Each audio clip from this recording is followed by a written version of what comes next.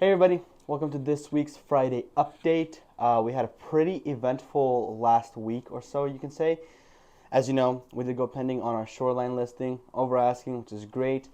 But what the rate has done in the past week here, we have dropped down to a 6.18 for 30-year conforming, with a jumbo loan being at a 5.95. So jumbo stayed pretty much flat as it was last week. Yeah, it's been a pretty decent, productive week. Me and the missus took a trip to Canada, Harrison Hot Springs. It was a very productive weekend. It was fun. Other than that, I'd say we also went pending on a property in Seattle for my sellers that are now buyers. It's been on the market for 7 days, and we got it for $50K under asking, with inspection, with a 30+ day close.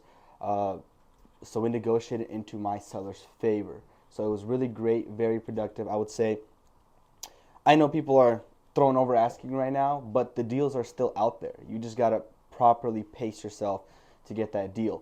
What we did was, they were stressing the week before. There was something on the market that they liked. They saw this house. It was up there, top 3 homes that they liked. Another house that they also liked went over asking. If I'm not mistaken, was 75K over asking. So just didn't make sense for them. But this one is going to be a very good investment for the next 5 to 10 years. It's in Lake City, good location.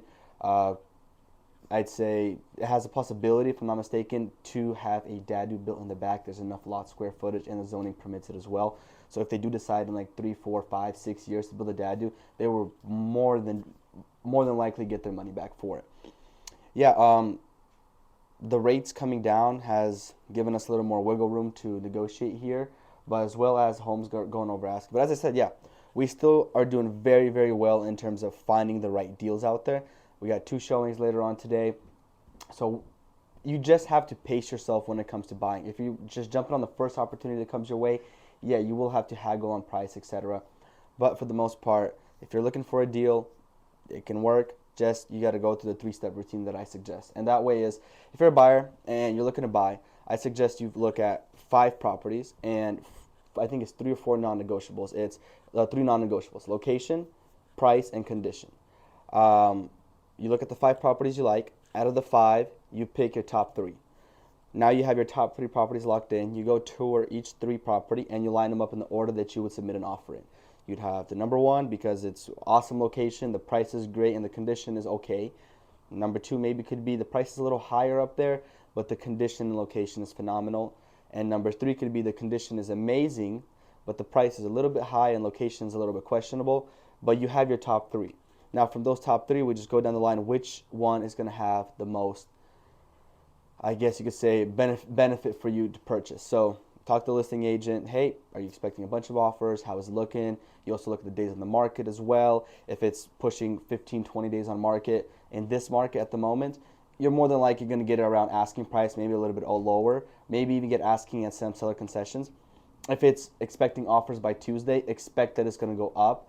You can also gauge by going to the open house, seeing how many people tour it. Talk to the listing agent. Hey, have you had a lot of showings? What's the traffic looking like?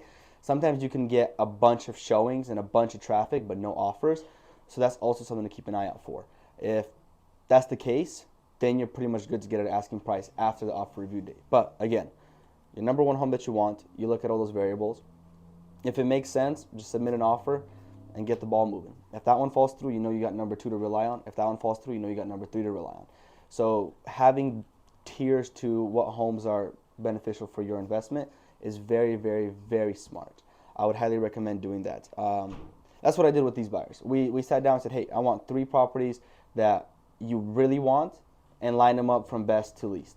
And their best one that they really wanted turned out, after looking at it for about 5, 6 days, they were like, well, it's going to be too much. It doesn't make sense to purchase it at that price point. And so their best one dropped down to their third favorite. And number 2 came up, and we just said, okay, you know what? They want $900K for it. Let's pitch them at $845. It's been over a week on the market. Let's see what we can do. Pitched them $845. At first, we waived the inspection because they were pretty confident about that.